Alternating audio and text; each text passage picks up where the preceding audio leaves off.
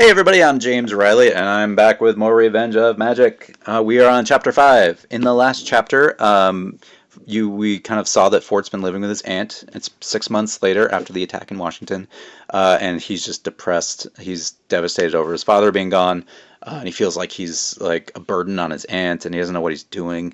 And she got a call from a boarding school that said they could help, and that's how the chapter ends. This gentleman from the boarding school arrives to talk to Fort, and his name is Dr. Ops, and he brings one of the students whose name is Rachel, and she's wearing like a military uniform, which is slightly odd, and he's got a briefcase that's handcuffed to his hand, and it turns out inside that there's like this silver necklace that he puts on his neck and then touches Fort's aunt, and she like collapses to the ground.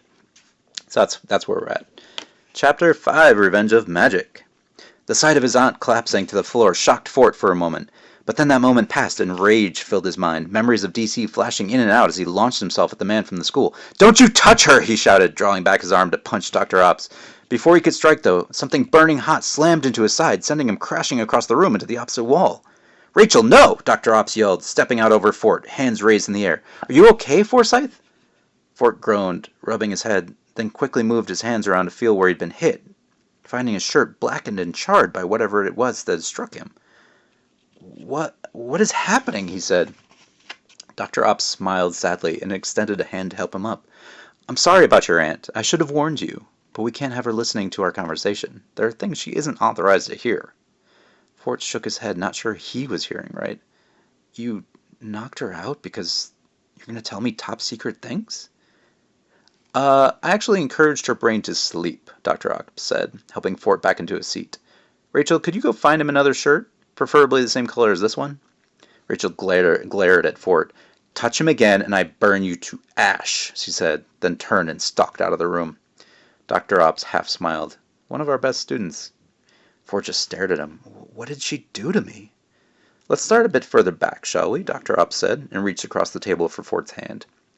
Fort yanked it out of reach immediately, but Dr. Ops just smiled at Fort's nervousness.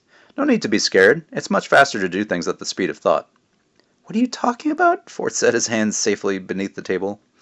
Dr. Ops held up the ball at the end of the silver chain. "Our students made it just for this purpose. Wearing it grants me the power to speak to you mind to mind." He shrugged. "It's really much easier to explain things by way of memories, honestly." Fort glanced down at his aunt, who was now gently snoring on the floor. Dr. Ops hadn't lied about putting her to sleep, apparently.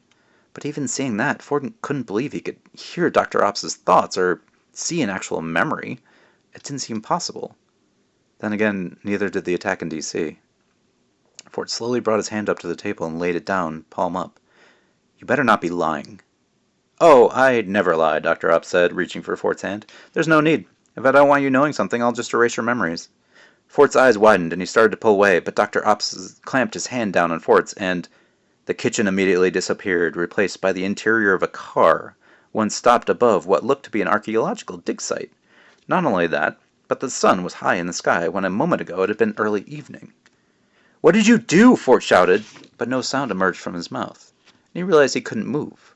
Instead, he found himself staring at the steering wheel of the car, where shaking hands held it tightly. But they weren't his hands, and in his mind, Fort could hear someone else's thoughts, someone trying to stop the shaking of his hands, trying to appear in control. Dr. Ops. This was his memory. And Fort was somehow in his mind, seeing everything the doctor had seen, and even hearing his inner thoughts. The man turned to look at himself in the rearview mirror, and inside, Fort almost shouted again in surprise. A man in sunglasses stared back at him, a much younger Dr. Ops, at least by like a decade. Fort watched in the mirror as Dr. Ops straightened his hair before opening the car door. "Straighten my hair." As the doctor stepped out of the car, Fort's new height, the doctor was much taller than him, made the world seem a bit off. As he reoriented himself, he heard Dr. Ops think that he should try to appear unconcerned when he reached the site, just like the government agents he'd seen in movies. But since his hands wouldn't stop shaking, he shoved them in his pockets, where at least they wouldn't be so obvious. Fort sighed. Between that and the sunglasses, hopefully no one here in Acadia National Park would be able to tell how little sleep he'd gotten. Not since early that morning when the news had started coming in from around the globe. Wait, no! Fort pulled back a bit, realizing he'd been getting lost between Dr. Ops' thoughts and his own. It was Dr. Ops who hadn't gotten sleep after some news from that morning, not Fort. This was so weird, living out someone else's memories and hearing their thoughts. but maybe he should just embrace it and follow along? It wasn't really that much different than watching a movie. A very 3D movie. One where you could also hear the person's thoughts, and felt what they felt, and know what they knew. Okay, it was nothing like a movie, but still, he didn't want to miss anything, so Fort settled in to watch. Walking purposefully down the path to the dig site, Dr. Ops tried to keep his pace slow and orderly, but the incline of the path forced him to jog a bit. He frowned, hoping he didn't look too ridiculous in his black suit, now covered in a layer of dust, and who knew what else. "Agent Oppenheimer?" said a woman from below in a green park ranger outfit. She moved up to meet him. "I'm Dr. Lang, National Park Service. Oppenheimer, are you by any chance?" "No relation," Dr. Ops said, showing the ranger his badge. See, that's a reference to the real-life Dr. Oppenheimer. "So you reported something odd here today." Dr. Lang raised her eyebrows. Odd doesn't begin to cover it. "We found at least 3 things that genuinely shouldn't be possible, but I didn't think they'd send someone from the National Security Agency." Dr. Ops shrugged, trying to downplay the seriousness. "Well, I'm a new agent, and I studied ancient languages in college. They probably just wanted an outside opinion." She frowned at that, clearly seeing through his obvious lie, but gestured Dr. Ops to proceed toward the dig site. She led the way toward an enormous set of 5 tarps, each at least 10 feet long, with 4 or 5 archaeologists standing around waiting for them. The wind blew at the tarps, kicking dirt up and blasting Dr. Ops and Fort in the face. "Sorry about the wind," Dr. Lang said, covering her face with her arms. "It picked up down here just a little bit ago. That's why we covered the find. Didn't want it to get damaged." Based on what he'd heard from the other sites, Dr. Ops wasn't sure the thing could be damaged, but he wasn't about to share that. Dr. Lang directed the archaeologists closest to the tarps to raise the first one. "We didn't have any active digs in the area," Lang shouted over the wind as they untied the tarp. "2 students actually discovered the bones while hiking. We think a mudslide uncovered the edges." Dr. Ops nodded, hoping that 2 students really had just randomly happened upon this place. But considering the timing, he doubted it. The archaeologists raised the tarp high, both uncovering the find and giving them a bit of protection from the wind. Lang gestured for Dr. Ops to move in closer, so he carefully picked his way in, stepping over the rope that encircled the site. "So, Mr. NSA, what's that look like to you?" Lang asked from behind him. Dr. Ops stared at the bones embedded in the dirt, and for a moment felt hope for the first time since the calls had begun coming in that morning. "Like some kind of dinosaur, actually," he said. "Which would be odd by itself, since there's never been a dinosaur fossil found in the park, let alone all of Maine," Dr. Lang said. She pointed at what looked to be the leg bones of a huge reptile. "And while these do resemble the hind legs of a theropoda, like a tyrannosaur, that's not the case here.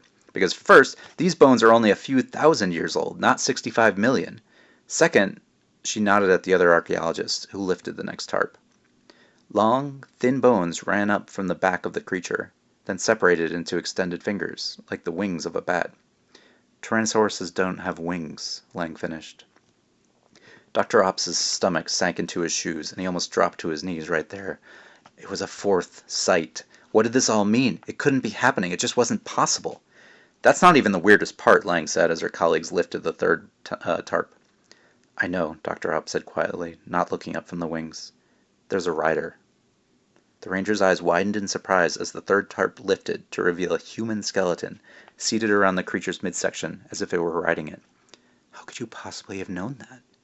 He nodded at the 4th tarp. "And I'm guessing there's something in the rider's hand?" The archaeologists all stared at each other as the wind whipped by them. Finally, one of them coughed uncomfortably. "This has to be fake, right?" Dr. Lang said. A nervous laugh escaped Dr. Ops' lips, which he quickly covered with his own cough. "I'm going to need whatever it is the rider is holding." The archaeologist paused in lifting up the 4th tarp, and Dr. Lang shook her head emphatically. "You can't remove anything from a dig site, Agent Oppenheimer," she shouted, looking like she couldn't even believe he suggested it. "If this is real, it's something we'll need to catalog exactly as found. When we get reptiles at Humans Road? We've never seen anything like this before, and only a few thousand years old. That's after the pyramids were built. This is too important." "This isn't the only site, Doctor," Dr. Ops blurted out, gesturing around. "Do you have any idea what that human is holding? Because we don't. All we know is that there were 3 others exactly like this, all discovered today on completely unrelated digs. What do you think that means?" Dr. Lang stepped back, a shocked look playing over her face. "This has to be some sort of prank then. There's no way. We didn't even know about this site until a few weeks ago. We couldn't have—" "Take off that tarp," Dr. Ops said, gesturing at the scientists. "Do it!" The archaeologist scrambled to do just that, slowly revealing the rest of the rider's bones, moving up the body until 2 arms were exposed. Just past those arms, a strange reptilian skull, the head of the creature, reared back as if screaming. Arr! Dr. Ops stepped through the winged creature's rib bones, not caring whether he disturbed the sight. He picked his way closer to the rider and found the item. Something a little over a foot square in the human's hand. Fort couldn't tell at first if the object had always been brown or if it was just covered in dirt, but as he approached, he saw there wasn't a speck of dust on it. Another impossibility. He bent down and stared at what looked like a leather-bound book in the rider's hand. "We don't know what the words say," the nearest archaeologist said to him. "Some language we've never seen before, but it must have been placed there recently. This leather would have decomposed in 50 years under these conditions." Dr. Ops nervously reached out a hand and gently touched his finger to the book. When he didn't get electrocuted or anything, he nodded and wrapped his hand around it. "You can't touch it," the scientist said, but Dr. Ops just looked up at him and the man backed away. Using his other hand, he pried the rider's finger bones off the book, then raised it up out of the dirt. As he did, the words on the cover in an alphabet he'd never seen before seemed to blur, then refocus, now completely legible. The magic of destruction and its many uses.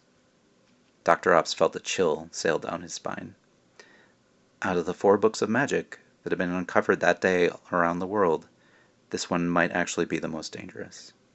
And then the connection broke, and Fort found himself staring at Dr. Ops across the kitchen table at his aunt's house, thousands of miles away from Acadia National Park. "So," Dr. Ops said casually, "see anything interesting?" That was Chapter 5 of The Revenge of Magic, and we see how magic came back into the world. There will be a lot more to come. I don't want to spoil anything by kind of commenting on any of this just yet.